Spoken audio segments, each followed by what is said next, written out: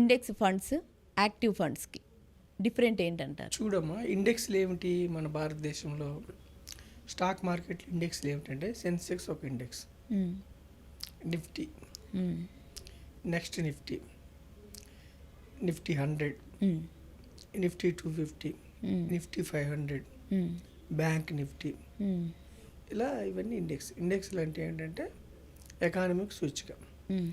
So index funds అంటే ఏమిటంటే ఇప్పుడు సెన్సెక్స్ ఫండ్ అంటే అందులో 30 కంపెనీస్ ఉంటాయి సెన్సెక్స్లో.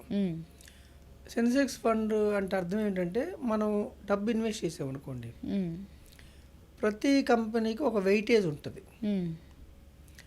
4%, 3%, 2% అట్లా. ఓకేనమ్మా, సెన్సెక్స్లో ప్రతి కంపెనీకి ఒక వెయిటేజ్ ఉంటుంది.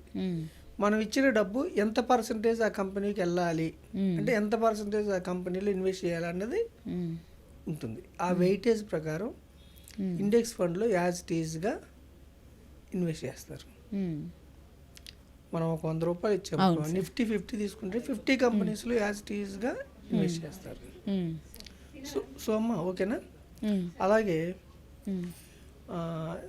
సెన్సెక్స్ 30, నిఫ్టీ 50 అంటే యాజ్ ఇట్ ఈస్గా మీకు ఇన్వెస్ట్ చేస్తారు. అయితే ఇండెక్స్ ఫండ్స్ అంటే ప్యాసివ్ ఫండ్స్. Okay sir. అంటే ఫండ్ మేనేజర్ ఉండరు, ఫండ్ మేనేజర్ రోల్ ఏమి ఉండదు.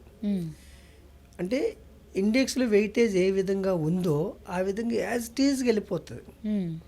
టాప్ కంపెనీకి టాప్ వెయిటేజ్ ఉంటుంది.